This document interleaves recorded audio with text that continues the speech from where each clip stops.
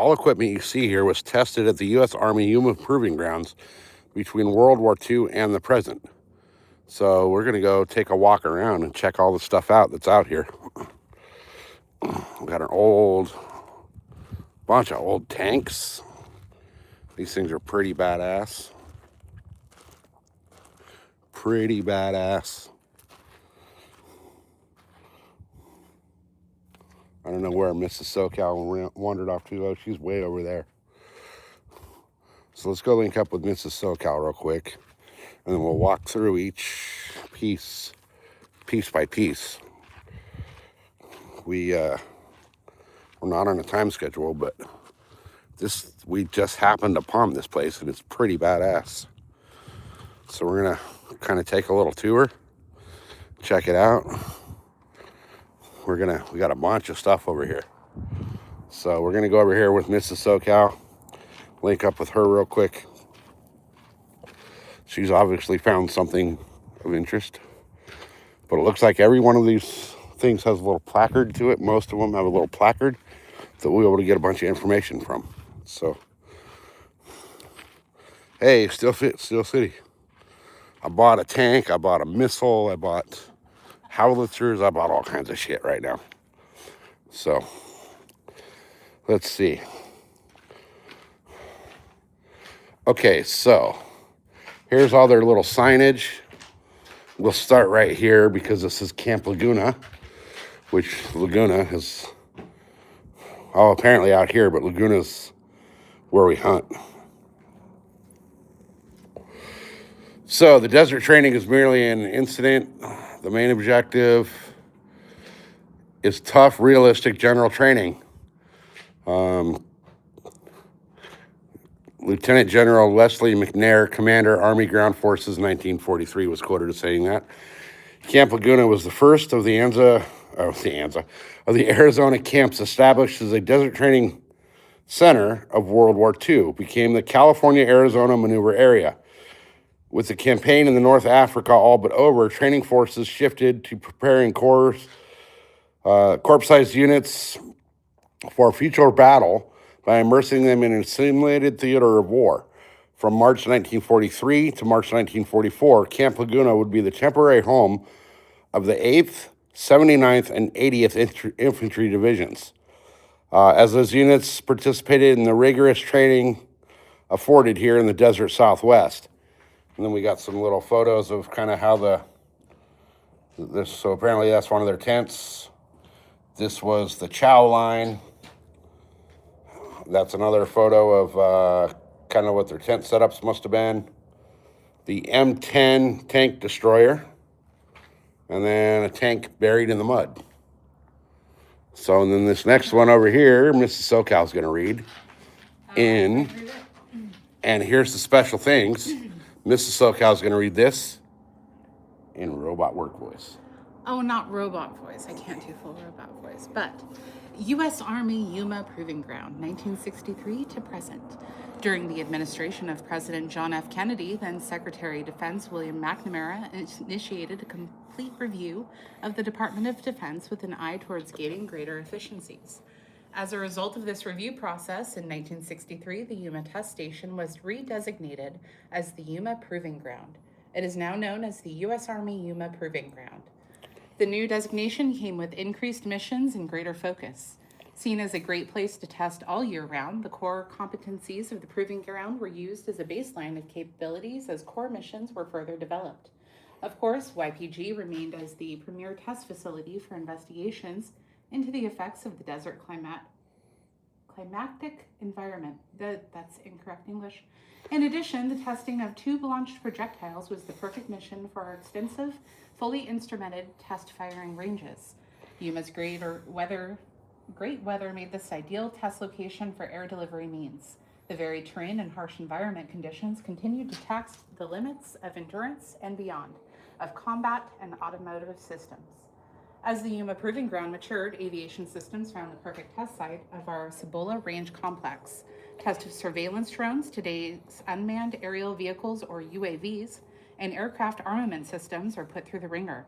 While not the birthplace of U.S. Air Force Navstar GPS system, YPG has been the premier test site for that system since its earliest development. Proof of concept testing, developmental testing, and acceptance proof testing of production items continues apace here at Yuma. Our varied terrain and wonderful climatic conditions make this a training location of choice for many within the DoD. Operational control of the Army's other climatic test centers, Cold Region Test Center and the Tropic Regions Test Center, round out our capabilities to conduct RDTME within the climatic extremes.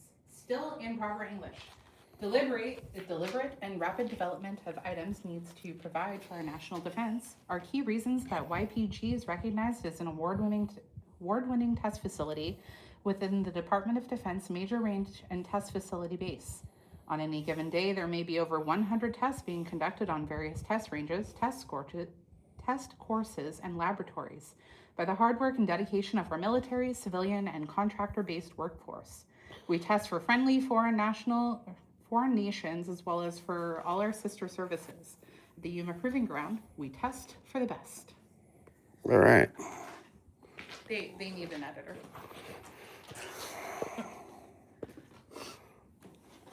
So here's some more photos of old testing stuff. Little rocket launcher. The main gate for the Proving Ground as of the test station main gate as of 1961. A tank going through the silt beds. And an old-ass helicopter. On an OH-23 Hiller helicopter. All right. Many studies conducted to review the lessons learned from the nation's wartime experience. Operations during the war were thoroughly reviewed to determine what had worked well and what had not worked. Major General G.M. Barnes, Chief of the Army Ordnance Corps during World War II, called the successful industrial mobilization of our country's resources the greatest of all research and development programs, and suggested that much had been learned in how to carry on in the post-war period. Important material developments and the establishment of standards were crucial elements to our wartime success. It was noted that testing in the nocturnal environment, they got that wrong, settings of the desert and the Arctic had been of great benefit and had helped to reduce development time. The Korean War once again indicated the need for our Army to be ready to fight at our nation's battles anywhere in the world.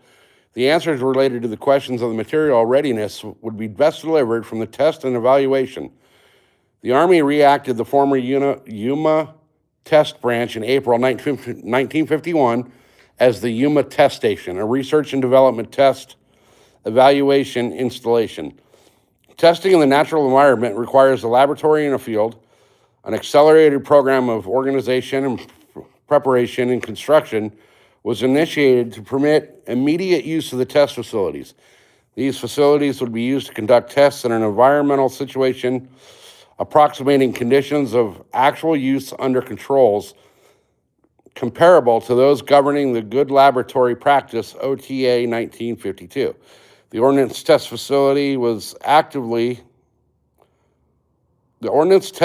activity was the largest and most active of the test activities. While testers from the Corps of Engineers, Quartermaster, Signal, Chemical, Medical, and Transportation Corps were also frequent tenants, the facilities will include firing ranges, mobility courses, supporting laboratories, arms and ammunition labs, as well as manufacturing facilities, maintenance facilities, machine shops, etc., in order to support a full-scale climatic testing of the as envisioned by the Army. Following the scientific method, Yuma Test Station would provide complete information regarding the stress and difficulties that develop under conditions of actual use. Someone really liked the word climactic and they don't know what it means. Yes. Okay, so this one, floating bridges used in warfare, blah, blah, blah, blah, blah, nothing interesting. All right. Kind of interesting because they, just okay, one so section. Check this out. They made a bridge supported by pontoon boats because they found that these bridges would buckle under the weight of several tanks. So they decided to try these for war zones where there was bodies of water that they needed to cross. And they actually successfully put, 4 tanks in close quarters to simulate extreme conditions. And they actually got them across using pontoon boats. The 150-ton test load. Yeah. Is not normal and was made to simulate extreme conditions. So that's kind of cool. But over here... So let's go check out some of the shit they got out here. I guess we'll start this way and go all the way around. Yeah. And on this side... No idea. This is just talking about the exhibits and stuff they have inside the center, which obviously is closed. So, let's take a little gander at... well, it is federal, so... Yeah.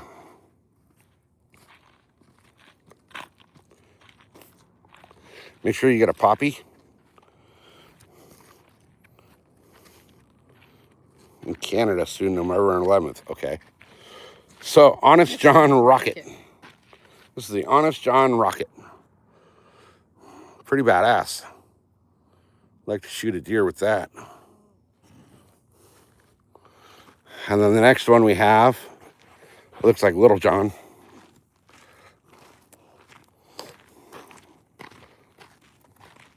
I called it. I called it. Little John rocket was the little brother to the Honest John. It was the Army's smallest nuclear-capable rocket and found use with the Army's Airborne Division air-droppable system, tested at the proving grounds from 58 to 59. So that's Little John. And then over there's Big John. What's that? And then that is going to be Medium John. Okay, so this is the M386 launcher, 762 millimeter rocket truck mounted.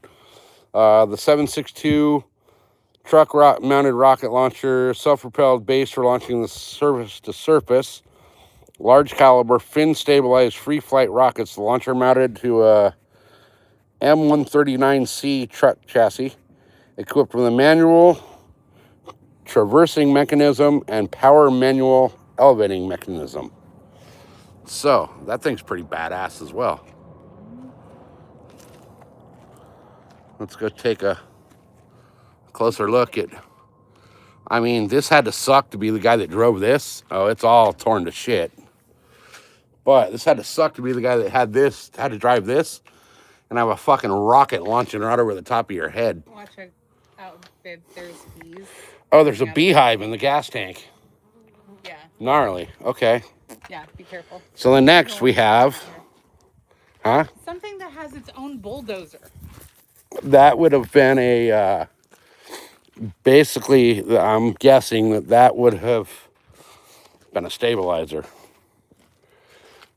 We have the plaque missing. The plaque is missing. Plaque is missing, but this is a massive fucking tank-mounted. Yeah, that's a land-mounted. Yeah, artillery piece. I'm not familiar enough with military history equipment. I am not Lee Army, so I cannot tell you everything about this without having information provided to me. Can you imagine being the person who... Imagine the damage to your hearing. Oh my God, this would have fucking blown you. Yeah. You would have blown your eardrums out. Yeah, your hearing would have been done. Yeah. So. Absolutely done. That is one big ass deer rifle. All right. So now, watch your step right there, folks. It drops down. Here's another artillery piece that the sign's been ripped off and stolen. Which is really sad.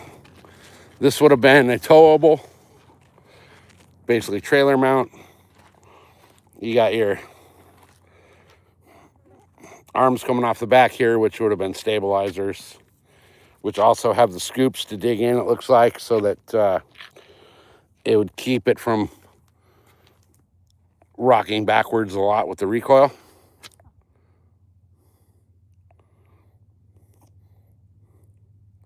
So, guys, I'm sorry I'm missing chat. We're out here in the sun, and I can barely even see my screen. Once we get back in the truck, I'll be able to catch up, though. So here's another one, a little different. This is the big brother to that little guy right there. This is a howitzer. Excuse me. M114-155 millimeter towed howitzer saw action in World War II, Korea, and Vietnam. All right, so there you go. My grandpa was in Korea and World War II. Hey, mine was in World War II. So here's the howitzer from the Korean War era.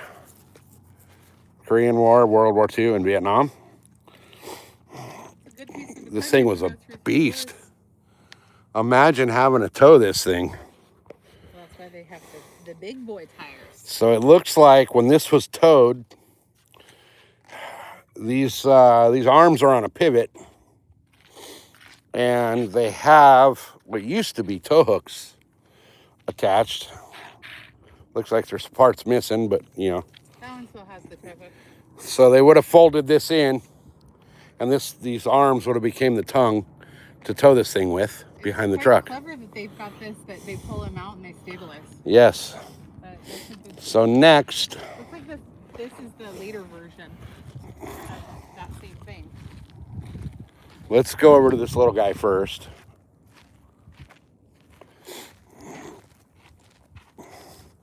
So this, they've welded all the barrels shut. Look at that. They welded the barrel shut. I can understand why though. Yeah, they don't want something to come out. So this is a M204 105 millimeter howitzer. It's experimental. It was an experimental used to test 105 ammo. So this little guy, this would have been your elevation and horizontal adjustments, I'm assuming. But there's a little experimental piece. And then we got the big boy over here. And then we're going to start getting into the tanks in a minute here. So this is the M115 8-inch howitzer based on a pre-World War II carriage that the howitzer came in the early 60s to the Yuma Proving Ground. So again, they must have had this is like an extra. So I'm assuming the way this thing looks, you got your tongue here. So then this must have, yes, it would have had to ride up. You would have had to load these arms up somehow onto these tongues, or these arms up onto this as your tongue and tow it. But this is a 8-wheel, well, 10-wheel, in the end, towable freaking howitzer. Thing is massive. So again, you would have had your elevation and your horizontal, depending on which one operated which. So it's got the degrees of aim up here on the thing, 0 up to 110 degrees of aim, which I'm not sure how they would have measured that. There might have been a secondary piece to use, who knows. But guys, we just came up on this. We had no idea this was out here. We just came up on this. My northern said that his grandfather was a World War II vet. So was my grandmother. She built airplanes. Hey, that's hilarious. My grandfather was a World War II vet. He was actually in a tank.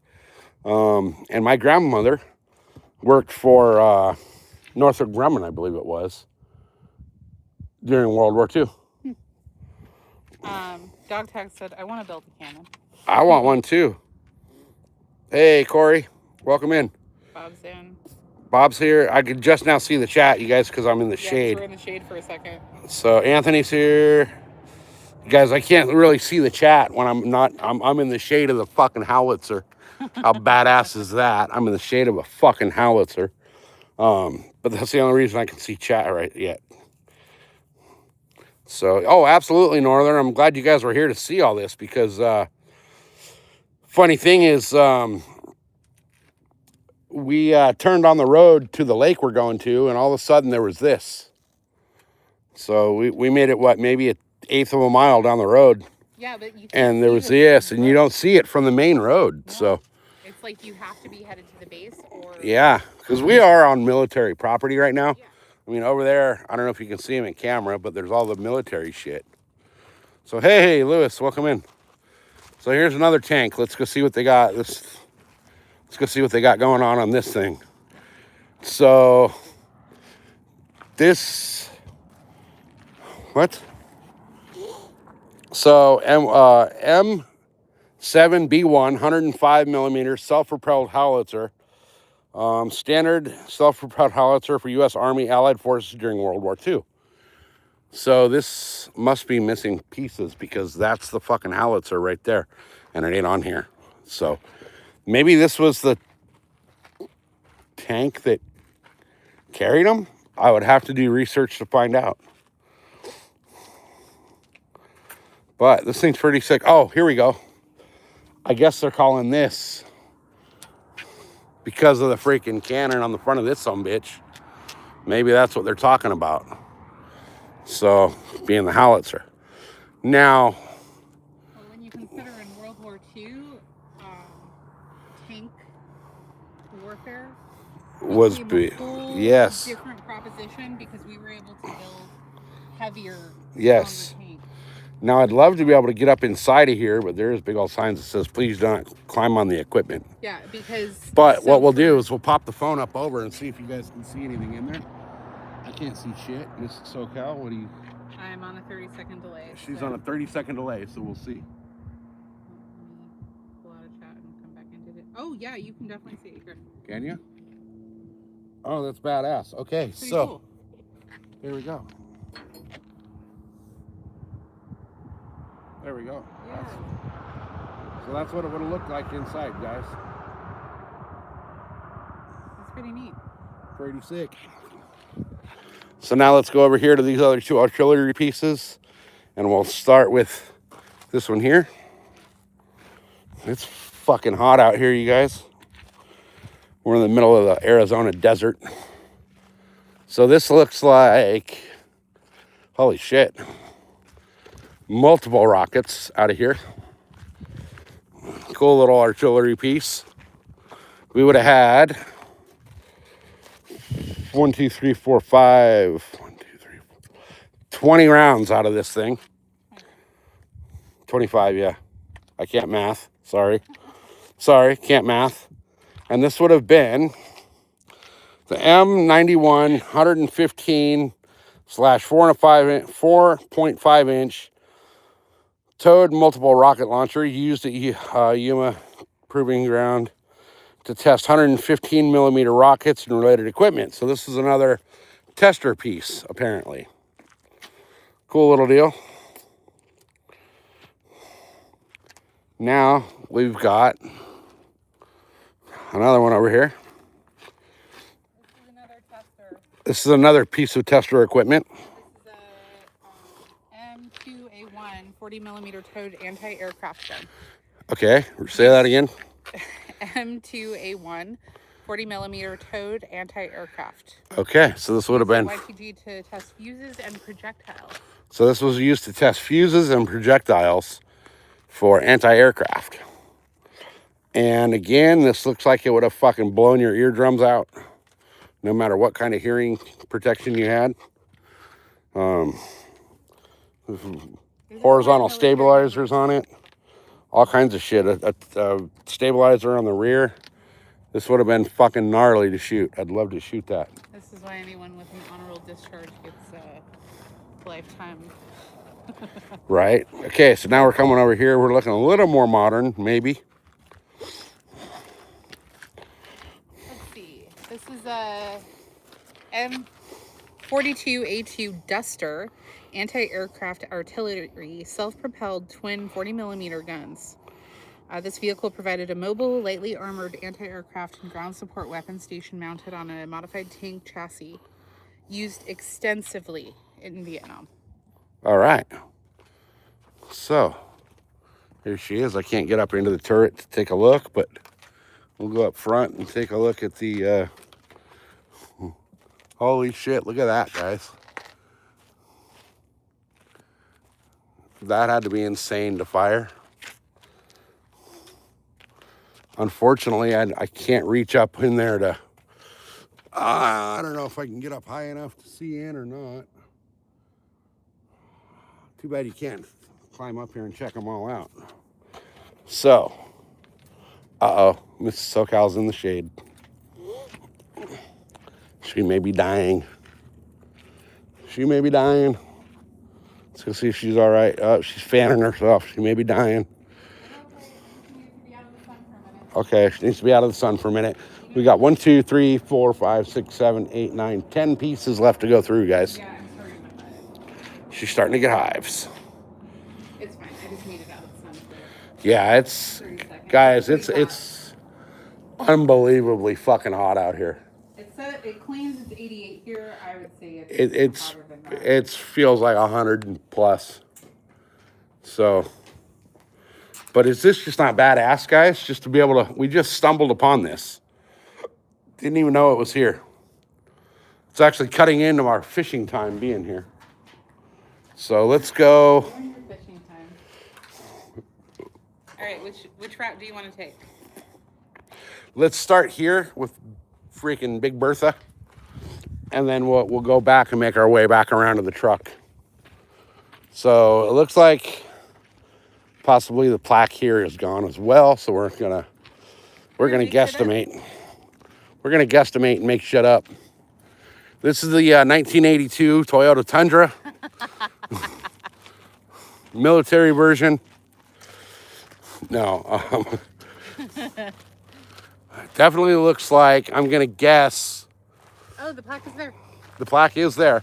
I'm gonna guess, without seeing the plaque, this had something to do with radar and aircraft. Sergeant York, 40 millimeter anti-aircraft weapon system, experimental. So this possibly did not make it onto the battlefield. They probably decided the satellite system was too vulnerable. So we've got some experimental shit. Hey, Rivers. So we're in the shade now, so let me see if I can see chat for a second here. The paint on this is all... It's all corroded. Well, no, it's all grippy. It was like grip tape paint. So, Josie, you're in the deer woods. Hell yeah. Hope you kill something.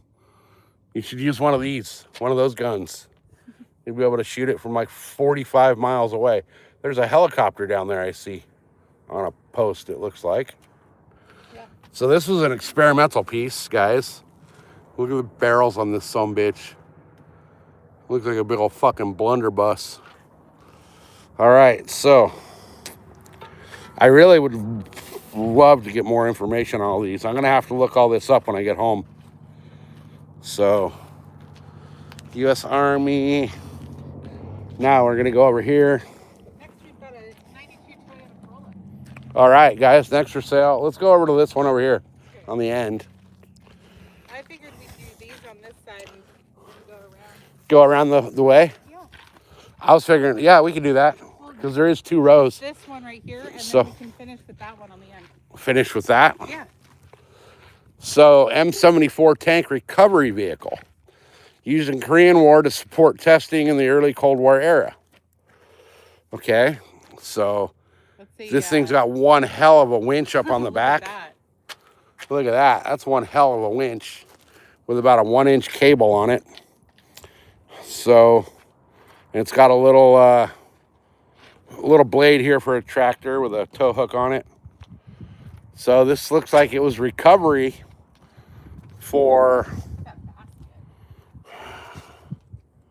Yeah, this looks like it would have been used for recovering Tank recovery. either stuck or broken armored units.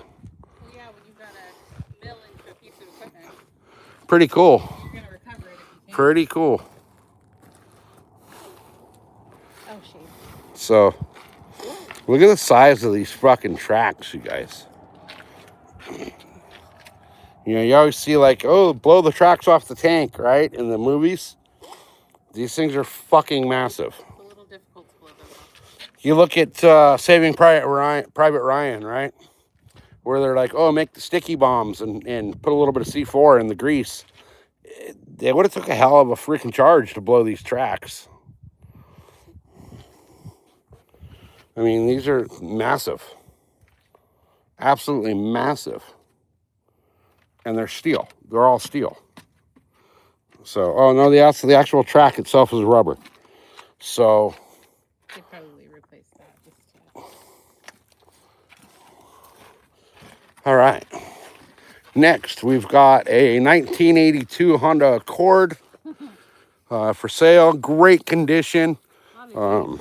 Air conditioning still works. No, it's an open air system, honey. So, we'll take a look at her here.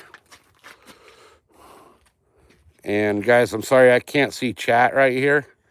I can't even see the video because I got the sun reflecting off my phone screen.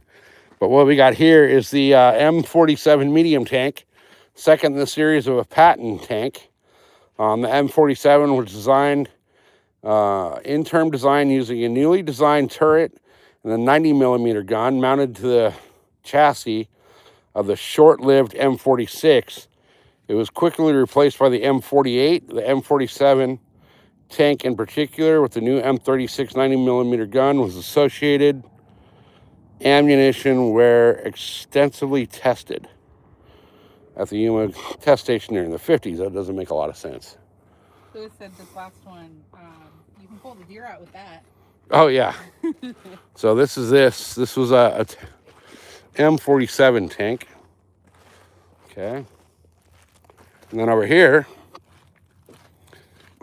looks like what my grandfather was in from the pictures I've seen of Grandpa in his World War II days. So, M103 combat tank. This is what Grandpa was in the war. And he actually got blown up and survived. So this vehicle provided heavy tank armored with a 120 millimeter gun, decreased weight and increased maneuverability, greater flexibility and accessibility of all components. This vehicle weighs 120,000 pounds. So the M103 was the tank that my grandfather said he drove when he was in the war. She thick. So apparently they took a hit, and from what Grandpa says, they took a hit. The tank was on fire. He got out. A couple of the guys that were in the tank with him didn't, so he went back in to get them out and got burned to shit. And the only memories I have of my grandpa was him being burned to shit so bad that like he was fucked up from it. So this looks like another possible recovery vehicle. 1987 Nissan Altima. 1987 Nissan Altima, 4-wheel drive. No air conditioning in this one. They do have a new master lock on it. Imagine how hot you would be in that sucker. You probably would have sweated yourself to death. Yeah. So there's no plaque. No plaque. No plaque telling us what we got here. I'm assuming looking at this thing, there's no armor on or no. Yeah, this is a tow vehicle. Yeah, this is definitely some sort of recovery. Most likely another tank recovery vehicle. Yeah. There is no firing mechanisms such as, you know, the howitzer or the 50 like you see on top of that. Single track instead of a lot of those over there had dual tracks. Next, we've got the M107 self-propelled howitzer. Developed on a chassis shared with other systems. This howitzer saw combat in Vietnam. Now, I don't know if that's this series or actually this exact unit saw. From other military museums I've been to, they actually put this may have been actually used in Vietnam. So there's the cannon up front. There's up there what probably used to be a gun turret. There's obviously pieces missing. So, U.S. Army 12761. So, there's your cannon. This thing was pretty freaking cool. Pretty cool, Vietnam. See, everything's all grippy, so you can, all the soldiers could get up and actually have a little bit of traction if they had to run up onto the tank. So next we have 1981 Honda Civic, 4-door, rear-wheel drive, no AC, manual transmission, and it only turns to the left on Tuesdays and Thursdays. All other days of the week, it does not turn. So again, looks like another possibly. M728 combat engineer vehicle. Wait, start over. M728 combat engineer vehicle. It's armed with a short-barreled 165 millimeter M135 demolition gun, which fires the M123A1 high-explosive plastic round. Mounted at the front of the hull is a hydraulically operated dozer blade, which is used for clearing obstacles and preparing firing positions. Pivoted towards the front of the turret is an A-frame, which can be folded back over the rear of the turret when not required. Used in Vietnam, Desert Storm, Saudi Arabia. Oh, so this was actually used as recent as the 90s. Yeah. Okay. So you can see how their track system changed. Yeah, the track system definitely changed through the years. And honestly, for a desert terrain, this makes sense. Yeah. See, it's a dual track system here. Okay, so this would have been used in Desert Storm. Yeah. All right. Where are we at next? We're right over here.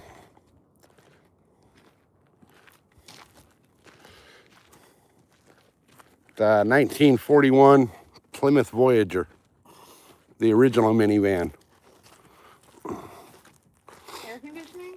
No air conditioning. Heater only works on alternating Mondays and every third with one hell of a boomstick sticking off of it.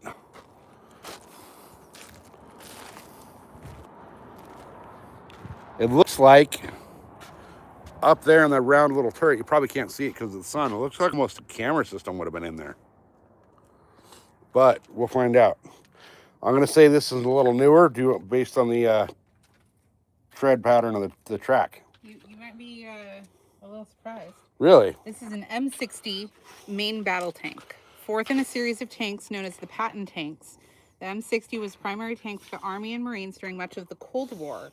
Saw limited use during Operation Desert Storm. The tank was tested extensively here and was the continuing mission to conduct acceptance-proof testing of the 105 millimeter ammunition.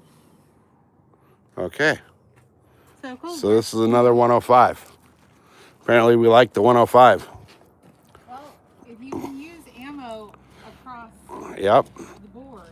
This we're going to say is newer based on the turret and the gun and all the track system here. The looks like the engine bay doors are open. I can't see, but so this was used in Vietnam and Saudi Arabia. Vietnam and Saudi Arabia. This is the M551 Sheridan Armored Reconnaissance Airborne Assault Vehicle. The vehicle combines qualities for both light reconnaissance and airborne assault vehicles. It's armed with a 152 millimeter gun launcher, will fire conventional 152 millimeter ammunition, and the Shalos surface guided missile. Okay. So this could actually fire guided missiles. Cool piece. Very cool piece. And then we're going to go right here. It's definitely going to be a World War II era. Yeah, considering that piece. Oh, look, they changed it out with wood or a piece of metal. Where? What? On the where the butt of the gun. Oh, yeah. No, that might have been. No. Okay, let's go see what she has to say about this. This is the M113A1 armored personnel carrier, a lightweight armored personal carrier for armor and infantry units capable of amphibious and airdrop operations. Used to transport and furnish protection for troops with full equipment or cargo on water and land. Used extensively in Vietnam and Saudi Arabia. Okay, it's another Vietnam, Saudi Arabian piece. Let's over here. I don't know what we can see because I can't see it. But we'll give you guys a look at what's possibly inside. I cannot see. I'll have to go back and watch the live at some point to see the insides of these.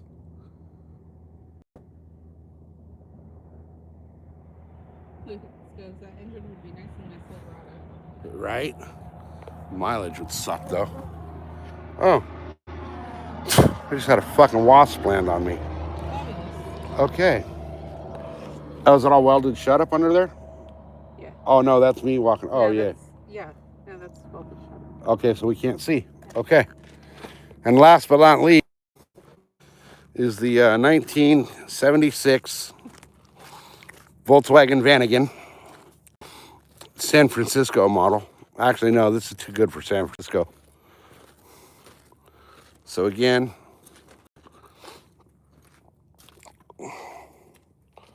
look at the track. Look at the difference in the tracks here now. This is the Sherman. So this would be the Sherman. M4A3 Sherman tank. Okay. This tank was manufactured in April 1944 at the Grand Blanc Tank Factory in Lima, Ohio. The original registration number is W3082829. Stowage for ammunition, whereby the rounds were stowed in water jackets, which, if penetrated, doused them in liquid, reducing the likelihood of combustion. As a 75 millimeter gun, was originally equipped with two 30 caliber air-cooled Browning machine guns and a 50 caliber M2 heavy-barreled machine gun above the turret. This particular tank was also equipped with an M1 dozer blade. Many of the holes in the steel body of this tank have had the edges ground flat, removing the ridge caused by impact. This grinding has been identified as European combat damage repairs. These repairs are mute testimony to the fact that Old War Horse is a World War II combat veteran. All right, so this is definitely, So check these out. you can definitely see It took, impact holes. so yeah, they ground this down so it wouldn't be dangerous. This is all small arms fire that it took. Oh, she took rounds. She took rounds everywhere. Wow. Everywhere. She took a bunch of rounds. You can see how thick her hole is, though. Look at that. Yeah, look at that. There's still a piece of bullet fragment in this. Yeah. In this one here. Oh, this is interesting. Look at that. You can see where something had tumbled and impacted. That's cool. A side impact, basically. Yeah. And the turret has a shitload of impact marks on it. So does the front. All over this thing. She took some heavy fire. This thing took a lot of heavy fire in the war. I mean, look at some of the splatter holes from rounds hitting it. There's actually, up on the barrel was hit. We want to see Area 51 next. We'll work on that. That's a little far. Yeah, this thing was definitely opened up on. I mean, look at some of these. Look at some of this. Look at that. That's.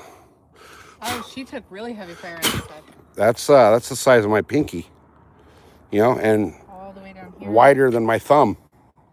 Oh, some of the rounds down here. Some of the rounds down there went through the actual freaking, I guess you'd call them control arms. Wow. She took some heavy fire, guys. That would have sucked being in this thing, I guess. But there's the, you can see where some of the patchwork has been done. Yeah. So this, I mean, there's big old splatters up there on the turret. I don't know if you can see it right there in the middle of the hinge on the bottom edge of the turret, or the hatch door for the turret. This thing went through war and came back. I mean, even down inside, there's just, it's riddled with impact marks. They called her a war horse for a reason. So whoever's in this crew, was in this crew on this tank, man, they went through hell. And then over here, our last and final piece, guys,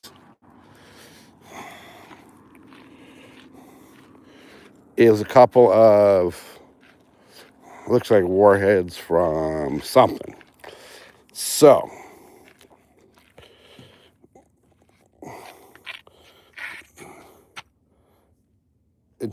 let's see. It doesn't really say. 1,900 pounds, projectile, 16 and a half inch by 50. Wow, okay. So we're not sure what those would have been from. But there you guys go. That's the little facility we just happened to come up on real quick and spent almost an hour here checking it out. So let's hop back in the truck and we're going to start heading on down the road back towards the lake. See, hopefully we can get service out there. But we're now on the way to go fishing. Mrs. SoCal is dying from the heat. So we need to get moving and get some airflow on her. Give me a second, guys, to get situated. Plug in the phone. Hopefully it doesn't overheat. All right. You okay? I'm dying. She's dying, y'all. She's dying. All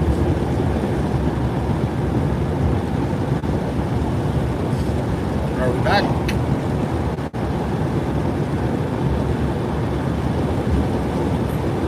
Still buffering. Still buffering? We got 5G service and we're still buffering. Oh, I think we're back. I think we're back? Yeah. We're back. We're back. We're back. We're back. We're Sorry, back. guys, not what happened. We have 5G service through here. And Yeah, I don't know what happened right there. Could have been the military jammed the signal because we are passing a military installation here. All right, your next turn is in 2.1 miles. All right. Oh, we just left the proving grounds. Okay. So, it looks like we got a bridge. We got a bridge. Do we got water? We got water. But we're on the Arizona side still. So technically we can't fish that water with our licenses. We have California licensing, not Freedom Arizona licensing. Yeah, dog tag says military will jam signals. Yeah. It says military don't like you putting their secrets, buddy, or outing their secrets, buddy. Right? Yeah. Well, that visitor center is open to the public, and that's all easily found information online because it's all. You'll notice none of those tanks or pieces of artillery were used any sooner than the 1990s, or any more recent than the 1990s. So that's 40-year-old museum stuff right there. Yeah, that's 40-year-old equipment. Yeah. Plus, What is this? let's see. Hidden Shores. Okay. So, we've got more water. Barely there. It looks nasty. Barely any too. water there. It's kind of gross. Looks pretty stagnant. There's a little castle thing. All right. So. Yes, Mrs. SoCal does need an AC unit. Tell you what, tonight when we get home, I'm going to be taking the coldest shower. Imperial County line. We are back in California. And we got deer crossing signs. Should have brought my bow. Well, no, we got the pistol. It's fucking deer season. And I got an archery only tank. Son of a bitch.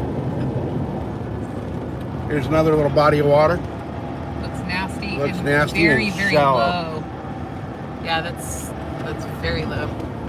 All right, so we're getting into, where's our next turn? This might be it coming up. Senator's Wash Road. That's what we want. That's what we want. No, we haven't gotten Freon yet, duck tags. Haven't got what? Freon. Not yet. Oh, No. there's some sand dunes over here. We had to stop and drop off stuff at my mom's, and then Is this it? The Senator Wash? Yeah. we ended up at that visitor center for an hour, so we're running a little behind from what we thought. Yeah, we're all good though. We're okay. We are okay. So how far do we got on this? 2.5 miles, and then it's going to be a left turn. Left turn, Clyde. And it doesn't tell me what we're left turning on, so I will keep an eye out. Oh, there's a drop right there. We could probably fish that. So, guys, we have no idea if we're going to have cell service up through here. So if it goes out, we might be screwed. Imperial Dam Recreation Area. Church. Oh, Ferguson. That goes to Ferguson Lake. Well, if it does get too late, Dogtags will, it's not like Arizona's that far from us. It's what, an hour and a half drive? Well, and I think AutoZone's up until 10 out here. Yeah. Yeah, hopefully there's shade at the water. I know, an hour in the sun, and I die in the sun. Yeah. And I had a hat on, so it's not like I'm, not taking precautions, but it just hits me harder than a lot of people. Yeah. Yes, it does. All right, we got 1.6 miles. All right. And I'm kind of worried we got 5G right here though, so we should be good. Yeah, I broke out hives briefly, but the hives have gone down. So that's good. It's I get almost like a pre-heat stroke symptom when I get in the sun for too long. All right. This is kind of cool out here.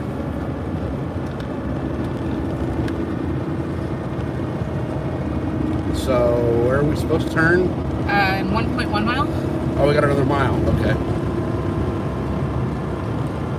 Cripple Creek. Cripple Creek. Cripple Creek. All right. And there's water with plenty of fish.